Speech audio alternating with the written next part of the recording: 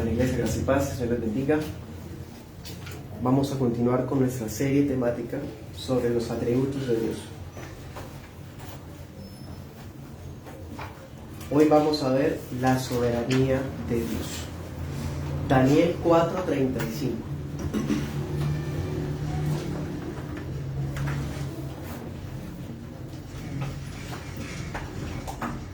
Daniel 4:35. Al igual que en esta escuela esta mañana, estaré usando la Reina Valera 60.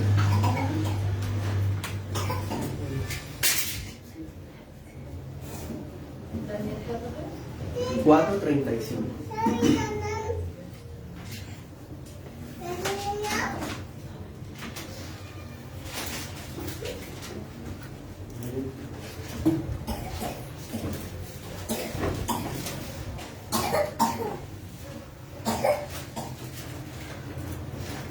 Daniel 4:35. Vamos a usar varios textos. Les invito a que seamos bastante ágiles lo más posible. Este va a ser el base para los demás, pero como no es una predicación expositiva, no vamos a estudiar el pasaje como tal. Vamos a estudiar ahí un tema, por eso es predicación temática la de hoy. La iglesia estamos estudiando los atributos de Dios, algunas cualidades que son propias de la naturaleza del ser de Dios y de su carácter. Ya vimos la incognoscibilidad de Dios, que es que Dios es imposible conocerlo, a no ser que Él mismo se dé a conocer. También hemos visto la simplicidad de Dios, que Dios es simple, es decir, Él es uno. Aunque habitan en Él tres subsistencias, el Padre, el Hijo y el Espíritu Santo, es un solo Dios verdadero. Vimos también la infinitud de Dios, que Dios es infinito en espacio, tiempo y bueno, abarca todo el universo sin ser el universo. Y hemos visto también la omnipresencia de Dios, que Dios está eternamente presente a la vez, al mismo tiempo, en todos los lugares de la creación. Bueno, y hoy vamos a ver la soberanía de Dios. Daniel 4:35 dice: todos los habitantes de la tierra son considerados como nada, y Él hace según su voluntad en el ejército del cielo y en los habitantes de la tierra, y no hay quien detenga su mano y que le diga: ¿qué haces? Amén. Oremos. Padre nuestro, nos acercamos a tu palabra y hoy vamos a hablar de ti, de tu naturaleza, de tu inmensidad, de tu soberanía. Hoy te pedimos, este tema es abrumador, es muy grande. Danos sabiduría, danos entendimiento, porque no podemos comprender, oh Dios, esta inmensidad si tú no nos ayudas con tu Espíritu Santo. Ilumina las almas de los presentes, los que verán, están viendo la transmisión o la grabación, oh Dios, para que tu gran misericordia nos guíe a Cristo y nos humilla ante tus pies, tú que eres el grande y sublime. Oramos a favor de la iglesia dispersa, por nuestros hermanos pastores y diáconos de las iglesias locales, las distintas membresías de nuestras iglesias hermanas, para que guardes estas iglesias, Señor, para tu gloria. También oramos por nuestros líderes en nuestro país, para que les enseñes que tú eres el soberano y que tú estás por encima de ellos, que eres tú el que nos pones y el que nos quitas, Señor. Que puedan administrar ese país en el santo temor de Dios. Y ahora que estamos próximos a las elecciones presidenciales, danos sabiduría a cada uno de nosotros para dar un voto con conciencia, sabiendo la responsabilidad que tenemos y nos demandas. Gracias, Señor, en Cristo Jesús. Amén. ¿Verdad, no? A propósito de que vamos a tener las elecciones de presidente, vamos a hablar de quién es el verdadero soberano. La soberanía de Dios. Muy frecuentemente el ser humano actúa como si tuviera el control de los eventos de su vida. Aún en las películas animadas, aún en cualquier tipo de decisión o libro que uno lea secular, se enseña que todos tenemos el control de nuestros destinos. Y que si hay algo que de verdad está escrito, lo podemos cambiar si nos enfrentamos y si nos desafiamos. Se dice que entonces el destino del mundo está en manos del ser humano, ¿sí? Sin embargo, las escrituras no enseñan absolutamente nada de esos pensamientos. Lo que se enseña es que el destino, tanto de individuos, cada uno de nosotros particular, como de naciones, está en manos de un Dios que es soberano. Eso es la cosmovisión bíblica. Si miramos, por ejemplo, Apocalipsis, que es un libro que no tiene el propósito de ser amarillista ni nada por el estilo, la verdadera intención de Apocalipsis es esa: mostrar a un rey que mientras todo se desbarata y todo el mundo alza su puño contra él, él sigue en el trono sentado reinando. De eso trata Apocalipsis. Y Apocalipsis 4 resume muy bien esa idea. Si usted mira Apocalipsis 4, usted se va a encontrar con unos seres vivientes llenos de ojos, con la cabeza de águila, de búfalo. Bueno, y eso puede distraer, pero esa no es la intención del autor. Habla de esos seres vivientes, luego habla de 24 ancianos, pero luego nos dice que en el centro hay un trono y uno sentado. Ahí está el meollo, y así es que se interpreta la escritura. Apocalipsis 4 enseña que de todas las cosas creadas hay algo que está en el centro, y es el trono que gobierna el universo. Esa es la idea del texto, y eso es la soberanía de Dios. Bueno, y definitivamente no hay nada más crucial para cada uno de nosotros que podamos entender adecuadamente la naturaleza de Dios. Si no entendemos la naturaleza de Dios, vamos a hacernos un ídolo, un Dios falso a nuestra imagen y semejanza. Se dice que uno va a la iglesia a aprender de Dios, ¿cierto? Pero, ¿será que la mayoría de iglesias hablan de los atributos de Dios? Generalmente y muy tristemente duele saber que el domingo se ha convertido en la gran mayoría un día de idolatría, porque se adora a un Dios falso. No es el Dios de la Escritura. Hoy vamos a ver algunas razones por qué me atrevo a hablar así. Porque cuánto error hay en entender la naturaleza de Dios, y todo es por culpa de ¿qué? De nuestro orgullo. Somos orgullosos por naturaleza. Y un ejemplo de eso es cómo la gente entiende la soberanía de Dios. Por un lado, muchos, incluso evangélicos, ni saben qué es soberanía de Dios. Y otros que han escuchado dicen, no. O sí, pero hasta acá no. Qué triste, porque la soberanía de Dios es como la llave de la historia, dice Arthur Pink. Es como la llave para interpretar la providencia, la llave para interpretar la trama que hay en la Biblia, el fundamento de nuestra teología. Y a pesar de eso, la soberanía de Dios es una doctrina poco entendida, o peor aún, voluntariamente descuidada. Dios es Rey del universo. Él es el Espíritu perfectamente sabio, autosuficiente, omnipotente, omnisciente. Bueno, eso ya lo sé, ¿verdad?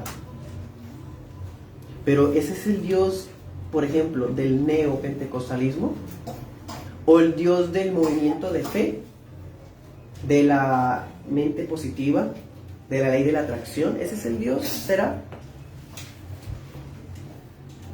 Pues vamos a ver que en muchos casos Dios, la idea de Dios para muchas personas es realmente un títere patético, un ser que está sujetado a la persona y que no actúa sino hasta que la persona le da permiso. Ese no es el Dios de la Biblia, pero es el Dios de la gran mayoría de personas. Converse con cualquiera, incluyendo a cristianos, sobre esto y verá que usted va a escuchar eso. El Dios de muchos es un títere que tiene al hombre como soberano. Un Dios que está atado a leyes, que está atado a voluntades. Un Dios que se le puede decir fracasado. que se le puede decir atado de manos, impotente, uno que está limitado. Ese es el Dios de muchos hoy. Pero ese no es el Dios que hablamos acá y que la Biblia muestra.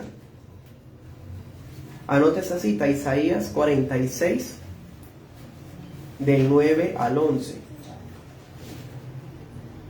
¿Saben cómo es el Dios de la Biblia? En ese versículo dice esto. Este Dios es tan diferente que mire cómo habla. Isaías 46, del 9 al 11. Dios dice: nada hay semejante a mí. Yo anuncio desde el principio lo por venir, y yo haré todo lo que quiero. Ese es el Dios de la Biblia. Isaías 46, del 9 al 11. Ahí está la soberanía de un Dios que determina todo y su consejo prevalece por encima del que sea y de quienes sea. Este Dios de acá no está atado a ninguna ley. Este Dios acá no está sujeto a voluntades externas ni a permisos. Este Dios sí que es soberano. Eso es ser soberano. Entonces es muy triste que grandes sectores del cristianismo hayan olvidado o archivado estas verdades que son tan explícitas. Veamos, por ejemplo, Hechos 4:24. Si miramos, por ejemplo, a los apóstoles, ¿será que la doctrina de la soberanía de Dios es cosa nueva? ¿Será que eso se lo inventaron la Iglesia Bautista Reformada o algunos otros autores como Agustín o Calvino, etcétera? No. La confianza en la soberanía es algo que estuvo presente en la iglesia primitiva desde el principio, aunque para muchos les parezca nuevo. Miren esto, Hechos 4:24. ¿Cómo oraban los apóstoles?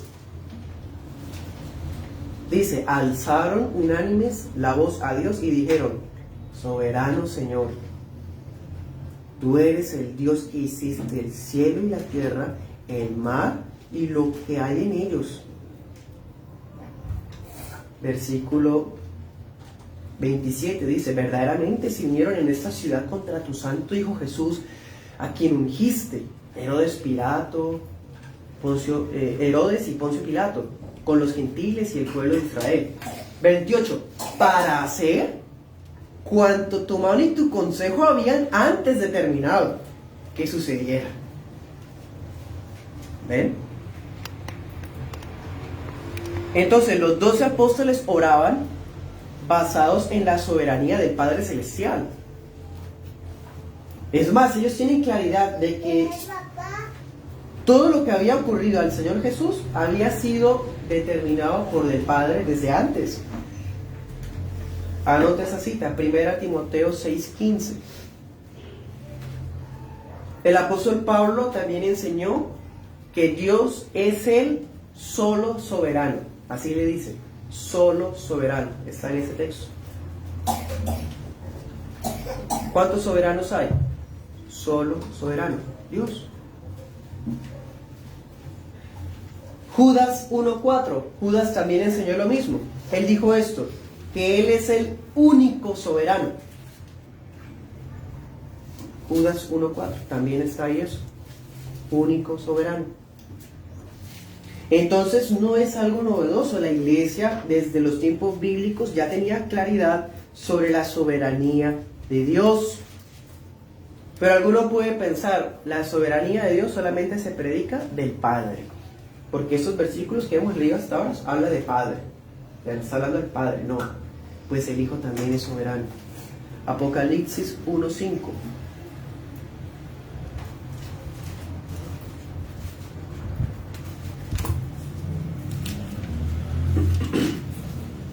Dice: Jesucristo, el testigo fiel, el primogénito de los muertos y el soberano de los reyes de la tierra. Cristo, el Hijo, también es soberano. Por eso decíamos en el tema de la simplicidad, El Padre es soberano, el Hijo es soberano y el Espíritu Santo es soberano. Pero no hay tres soberanos, porque es solo un soberano. Esa es la simplicidad de Dios. Y de ahí viene la doctrina de la Santísima Trinidad. Bueno. Entonces, ¿qué podemos ver? La soberanía de Dios es bíblica. La soberanía de Dios describe el dominio que tiene el Dios de la Biblia sobre todas las cosas. Un dominio que no tiene límites, no tiene fronteras.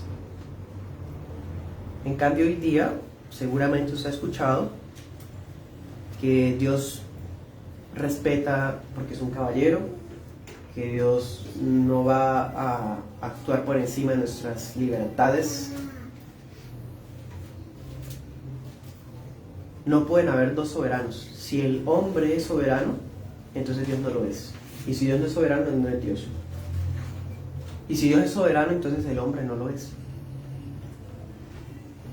Bueno, ¿cómo podríamos definir soberanía divina?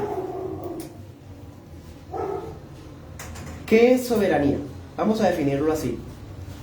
Es su inmensidad con relación a su control sobre la creación. La soberanía de Dios es su inmensidad con relación a su control sobre la creación. O sea que este atributo está conectado con la infinitud. Porque hemos dicho que Dios es infinito. Y si es infinito es omnipresente. Pero si Dios es infinito también es soberano. Porque su soberanía no tiene límites, es infinita. Entonces, como Dios es inmenso, Él tiene que ser soberano sobre la creación. Leamos Isaías 9:7.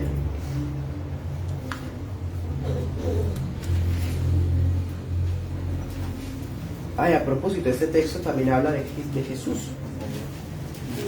Isaías 9:7.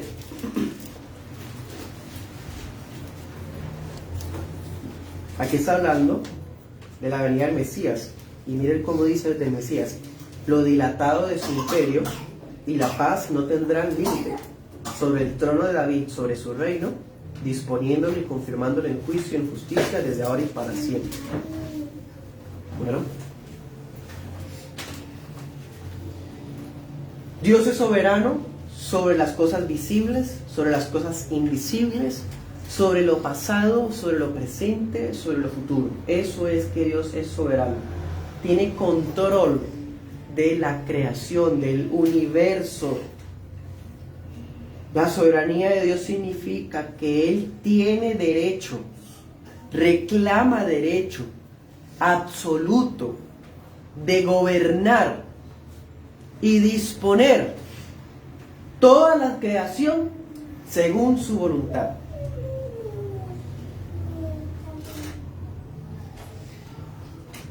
Y es algo que en la cultura hebrea era fácil de entender.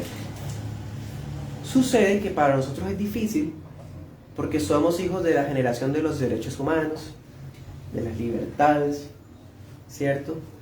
Donde el humanismo está por encima de todo tipo de fe. Pero en los tiempos bíblicos no había ese imaginario tan antropocéntrico, todo girando alrededor del ser humano. Miremos la parábola que Jesús dijo en Mateo 20.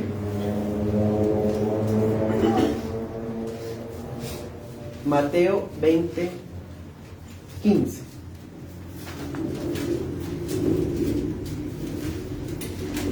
En esa parábola, Jesús habla de un hombre que tiene una X empresa, contrata a unos trabajadores, a unos jornaleros para que trabajen por día. Y resulta, por decir algo, voy a parafraseárselos. A las 6 de la mañana encontró unos hombres y los invita, les ofrece trabajo y ellos van. Luego a las 9 de la mañana encuentra a otros y los invita a trabajar. Luego a las 2 de la tarde encuentra a otros, los invita a trabajar. Luego a las 6 de la tarde encuentra a otros y los pone a trabajar. Y bueno, y llegó la hora del pago porque el jornalero cobraba al día. Entonces se cumplía el día a cierta hora y él pues les pagaba a todos. Bueno, llegó la hora del pago y el empresario, o bueno, el patrón, les pagó a todos lo mismo. Y los que llegaron a las 6 de la mañana dijeron, bueno, pero ¿por qué les paga lo mismo a ellos si nosotros llegamos, tuvimos el calor del día, más esfuerzo?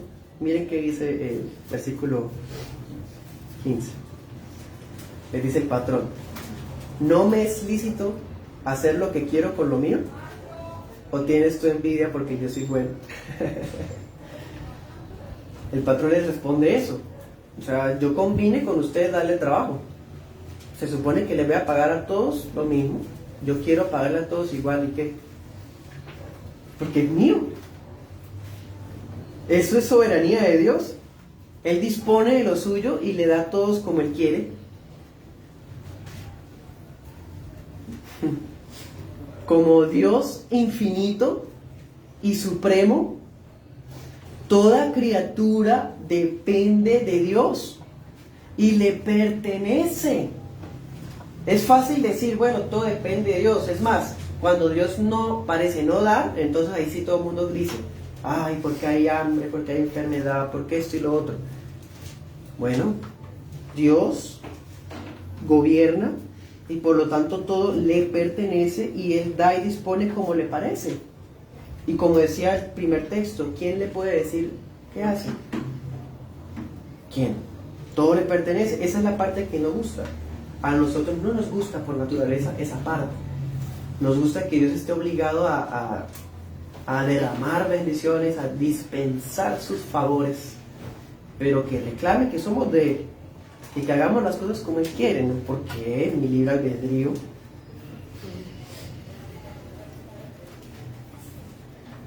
La soberanía de Dios tiene implicaciones.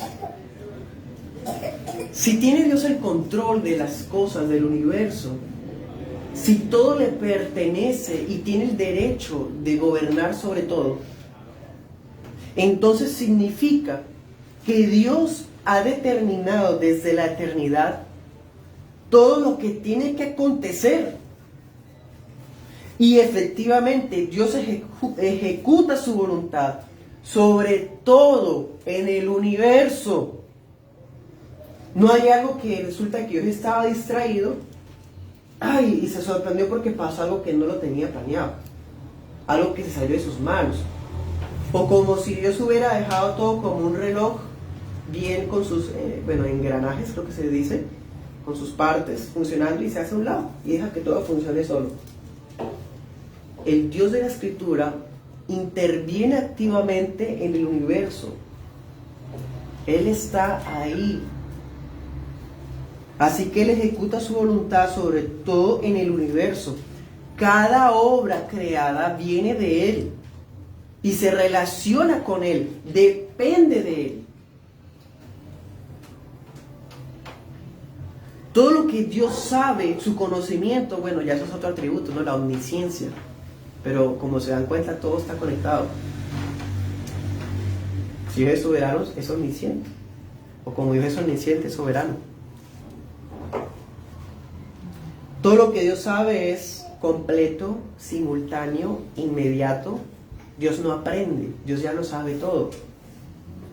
Dios no lo sorprende en nada, todo ya está determinado. Eso es lo que se llama decreto. Esa es la doctrina del decreto de Dios. Dios es el único que decreta. Nosotros no decretamos nada. Lo más parecido al decreto son los decretos del gobernador, o un decreto presidencial. Pero eso cambia, a veces ni se cumple. No hay comparación con el decreto de Dios. El decreto de Dios es eterno, o sea, fue estipulado desde antes de la creación de todo. El decreto de Dios es inmutable, porque no cambia. Lo que Dios ha decretado no puede variarse. Es así y punto. El decreto de Dios es algo singular. El decreto de Dios es su propósito eterno. Es su consejo secreto. No hay muchos decretos de Dios, hay un solo decreto. No hay muchos planes de Dios, hay un solo plan. Y eso abarca todo lo que sucede. Y todo eso fue determinado en la eternidad por el Padre, el Hijo y el Espíritu Santo. Eso es lo que se llama en teología un consejo intratrinitario. Antes de crear todas las cosas, él, ya habían determinado todo. Pero ¿saben? A nosotros no nos gusta eso. No puede ser. A mí no, porque entonces ¿dónde está mi libertad? ¿Dónde está mi derecho? ¿Dónde está lo que yo puedo hacer? Mi libre albedrío, mis decisiones. O sea, somos un robot, ¿no? O sea, somos un maniquí, ¿no? Entonces todo, siempre vamos a objetar, no nos va a gustar. El decreto de Dios es eficaz, es incondicional, es universal. Y con relación al pecado, es permisivo. Porque Dios no hace el pecado. Dios no puede pecar porque Él es santo. Su soberanía es santa. Pero en lo que al pecado se refiere, su decreto es permisivo. Bueno, ¿no tiene Dios el derecho de gobernar los destinos de todos los seres humanos? ¿Por qué objetamos eso? O sea, ¿por qué somos tan dados a decir no? Cada quien es libre y responsable de trazar su destino y Dios va a premiar a cada uno conforme lo que haga. Dios gobierna el derecho de todos, pero ¿saben? La objeción de nosotros por naturaleza no solamente es una manifestación de nuestro orgullo natural, sino que también es una prueba de nuestra malicia.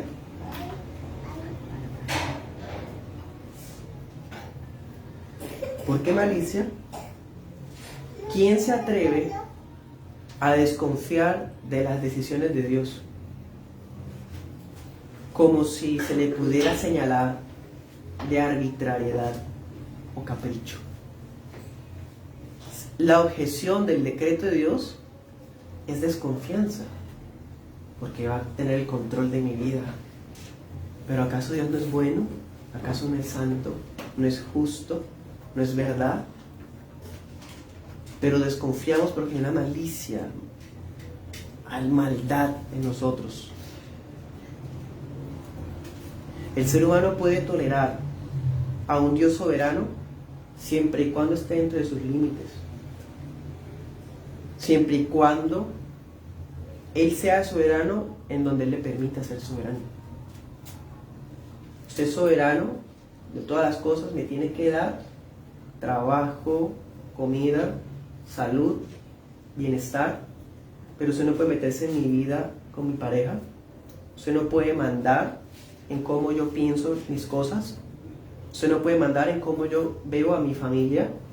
Usted no puede mandar en cómo yo vivo mi vida porque es mía, ¿sí? Ese es el puño alzado del ser humano caído.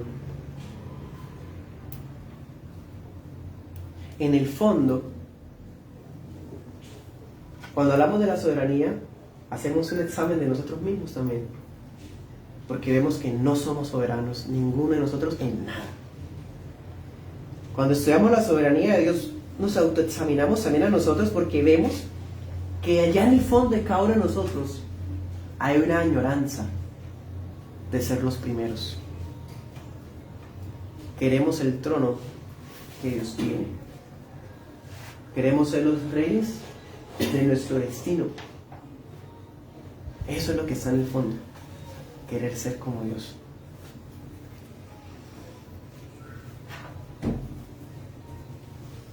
Preguntémonos otra cosa.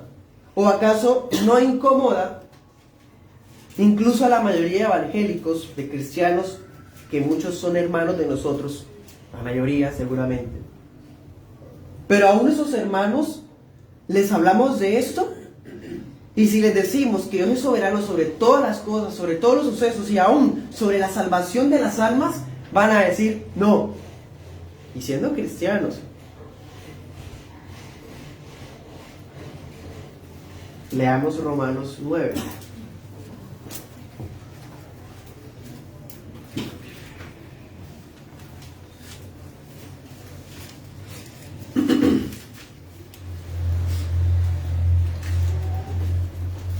20.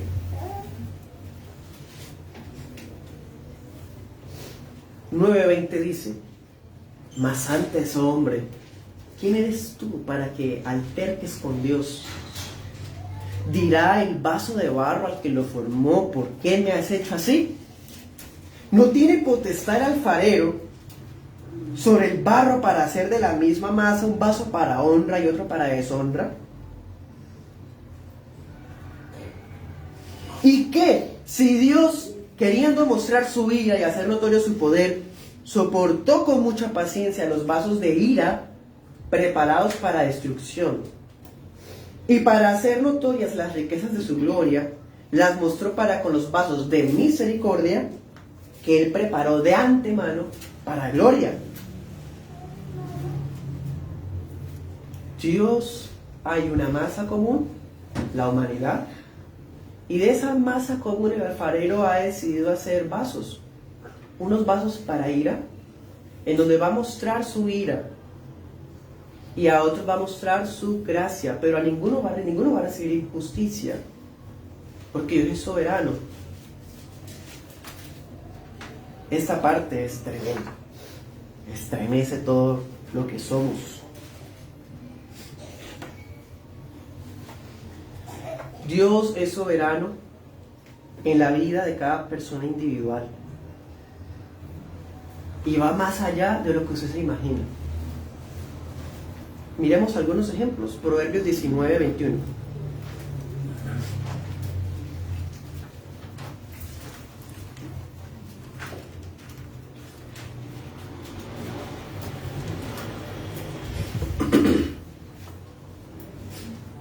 Proverbios 19:21.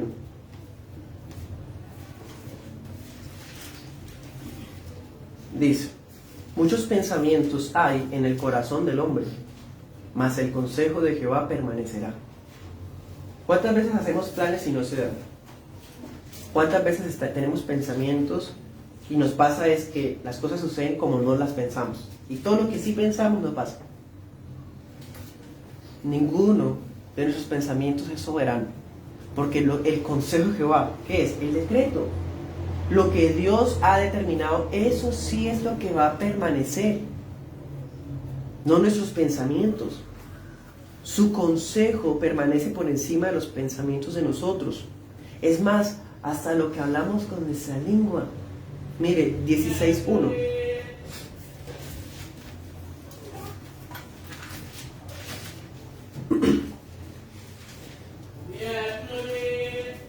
Del hombre son las disposiciones del corazón, mas de Jehová es la respuesta de la lengua.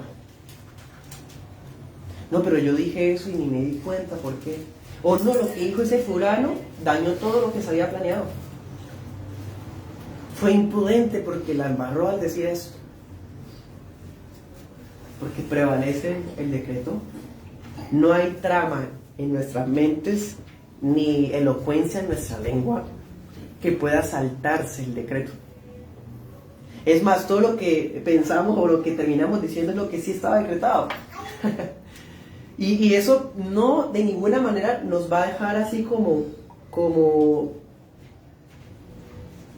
si Dios no pudiera exigirnos responsabilidad, porque hay una armonía. Primero, al hablar de la soberanía de Dios, siempre mostramos a la soberanía como lo supremo, para humillarnos. Pero no nos vamos a quedar solo ahí. La soberanía de Dios también es la base de nuestra responsabilidad. Porque el hecho de que todo está decretado no significa entonces, bueno, entonces ¿para qué me inculpa Dios de pecado si pues, todo está decretado? No, pues yo para qué ni me congrego, yo para qué leo la Biblia, yo, no, eso, ya creen que todo eso está, así habla el pecador. El decreto realmente es, ahorita vamos a mirar, consuelo y esperanza. No es el pretexto para seguir en la maldad o en el pecado. ¿Qué leíamos ahorita en Romanos, en Hechos 4, cuando los apóstoles estaban orando? Ahorita que leíamos la oración de ellos, ellos decían: Soberano Señor, hiciste los cielos y la tierra, así como decía tu palabra en el Salmo 2, Poncio Pilato, Herodes, los gentiles y los israelitas se juntaron para matar a tu hijo, pero terminaron haciendo lo que tú ya habías determinado antes. ¿Se acuerdan? Que lo leímos ahorita, Hechos 4:24, y el contexto. Ahí está el ejemplo de lo que es nuestra responsabilidad. Sí, Dios tiene ya todo decretado, pero eso no nos quita la responsabilidad de nuestros pecados. Los israelitas hicieron maldad con el juicio injusto contra Jesús, mataron al Hijo de Dios. Eso ya estaba decretado, sí, pero todo eso lo hicieron ellos voluntariamente. Son responsables del pecado que cometieron. Así, la soberanía de Dios y el decreto van en armonía con la libertad y la responsabilidad del hombre. Aunque todo está decretado, los pecadores van a tener que rendir cuentas, porque de todas formas lo que ellos hicieron fue voluntario. Voluntario.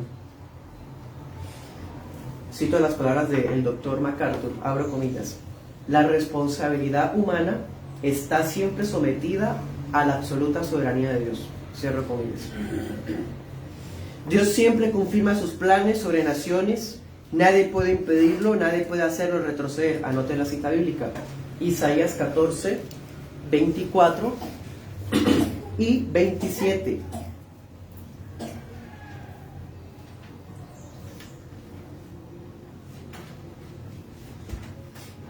Entonces, Dios ha decretado todos los actos de los hombres, pero cada actor es responsable de sus actos.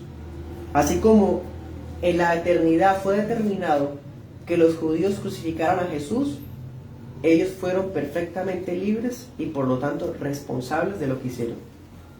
No hay contradicción. Bueno, otra cosa, la soberanía de Dios no prevé el futuro. ¿A qué voy?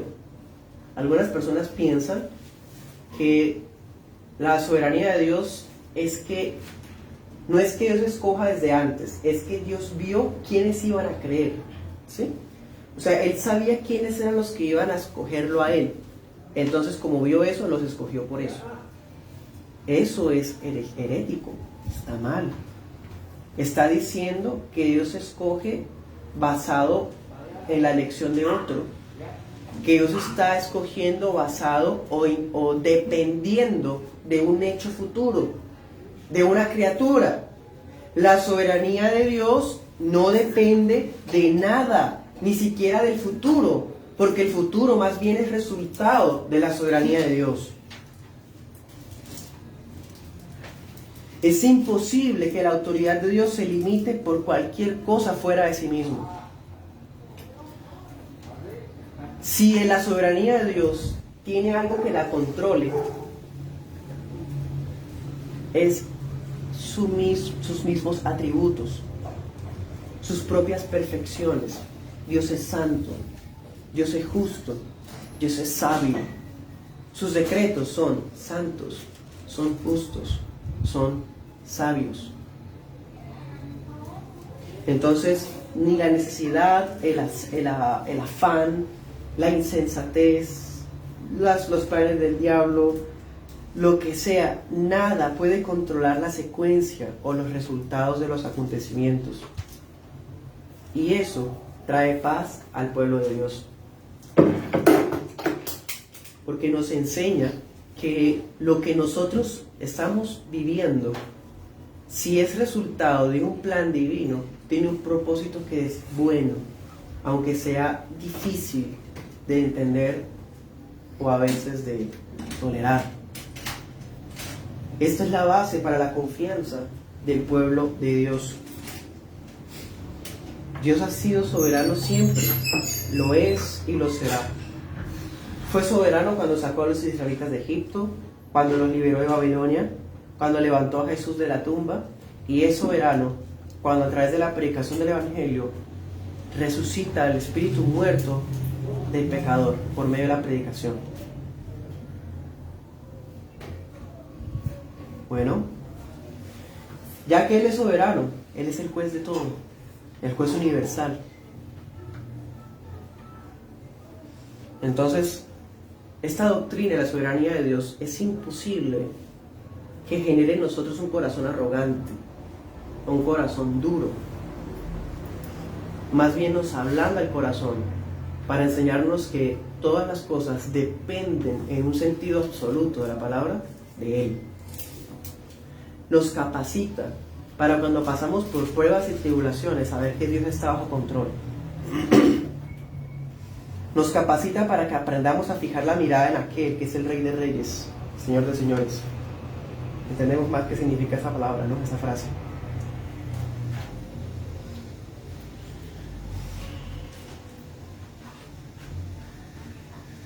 También nos enseña por lo menos a digerir más fácilmente la doctrina bíblica de la predestinación. Porque el hecho de que el decreto de la elección de Dios sobre algunos desde antes de la fundación lo haga alguien que es santo y bondadoso, baja nuestras objeciones de nuestra mente carnal para aceptar esto como algo bíblico, como lo dice la palabra. Entonces, dicho de otra manera, una comprensión sana de la soberanía de Dios abre nuestros brazos a la voluntad de Dios como sea que venga.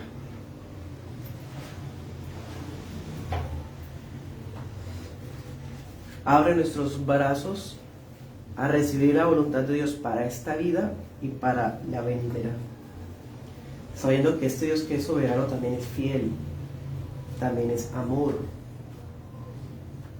también es fuego consumidor, también es bueno. Esta doctrina de la soberanía de Dios tampoco nos va a atar de manos y decir, no, pues ¿para qué predicar? No prediquemos porque como Dios ya escogió a muchos desde antes de la fundación del mundo, pues no prediquemos. No, tampoco está mal eso. Todo lo contrario, nos incentiva a seguir predicando. Porque es la motivación más grande saber que el Dios que yo estoy predicando es soberano de todo, tiene el control de todo y tiene el control de los resultados de las enseñanzas. Si se convierte en 3, es porque Dios es soberano. Si se convierte en 1000, es porque yo soy soberano. Y si no se convierte en nadie, Dios es soberano.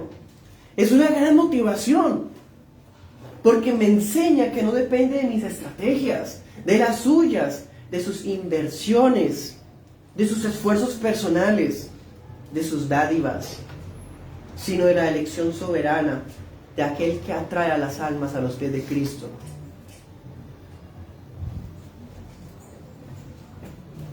Nos enseña este texto de Mateo 16:18 que dice: ni las puertas del infierno prevalecerán contra la iglesia,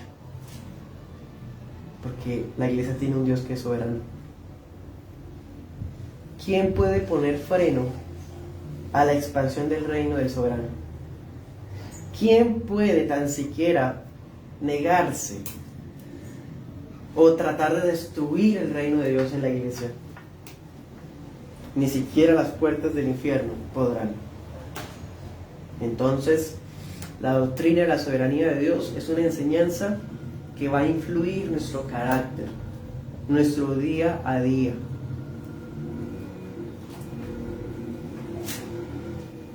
Como expresó Pink, abro comillas, es el centro de gravedad del sistema de la verdad cristiana. El sol a cuyo alrededor giran todos los orbes menores. Es y hace todo lo que acabamos de decir y mucho más, porque da a Dios, Padre, Hijo y Espíritu Santo, la gloria que se le debe, y coloca a la criatura en el lugar que le corresponde ante Él, en el polvo. Cierro comillas. La soberanía de Dios es bíblica, y aunque todas las criaturas del universo rechinaran los dientes contra el soberano, Él sigue sentado en el trono, reinando para siempre jamás. Bueno, y ese reino se expresa y se visualiza en Cristo Jesús, el soberano de los reyes de la tierra, que vendrá a juzgar a los vivos y a los muertos. Él, aquel que en su gracia soberana, le ofrece al pecador el Evangelio para que lo conozca y sea parte de su pueblo. Bueno, oremos.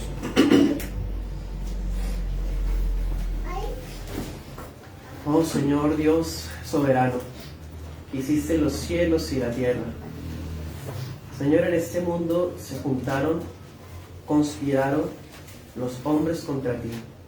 Vemos en el libro de Esther cómo un hombre trató de destruir a los judíos. Vemos en el libro de Éxodo cómo Faraón trató de exterminar a los judíos. Vemos en el libro de Nehemías cómo se oponían los enemigos a la restauración de tu pueblo. Vemos en los evangelios cómo los hombres se unieron para matar al Señor Jesús. Vemos cómo los hombres en el libro de Hechos se oponían a la predicación del evangelio por parte de los apóstoles. Señor, y como sea, cada vez que el hombre se ha opuesto, tú siempre prevaleces porque tú eres soberano. Y así también la iglesia. ¿Cuántas veces, Señor, imperios como la Unión Soviética trató de oponerse y borrar al cristianismo? Y ahora esa Unión Soviética no existe y la iglesia permanece. Y así, oh Dios, con todos los que se han levantado, el Imperio Otomano, el Imperio Nazi y todos los demás, se humillan ante tus pies porque tú eres el soberano de los reyes de la tierra. Y como dice tu palabra, tú riges a las naciones con vara de hierro y las rompes como vaso de alfarero. ¿Quién te puede, Señor, impedir o decirte qué haces? Ayúdanos como cristianos a entender esta verdad, poder descansar, sabiendo que tú, Señor, tienes en control nuestro destino y nuestras vidas, sabiendo que tú eres santo y nos demandas responsabilidad. También, Señor, a que aprendamos a depender de ti enteramente en todas nuestras cosas y en todos nuestros días. Gracias, Señor Jesús, soberano Rey de todas las naciones. Gracias, Señor, en Cristo Jesús. Amén. Bueno, este miércoles que sigue, si Dios nos da vida, vamos a dar la segunda parte del Salmo 25 a las 8 de la noche. Si usted quisiera acompañarnos a la transmisión, podría venir. Igual se transmite por la página de Facebook de la iglesia. Y en 8 días hemos invitado al pastor Agustín de la iglesia Curití para que nos presida en la predicación de la palabra mientras el servidor va a apoyar la iglesia de Cúcuta. Entonces, hermanos, para que lo tengan presente y estén aquí ustedes también celebrando el culto con normalidad. Bueno, no siendo más, gracias y paz, el Señor les bendiga a todos los que nos pudieron acompañar. Bueno.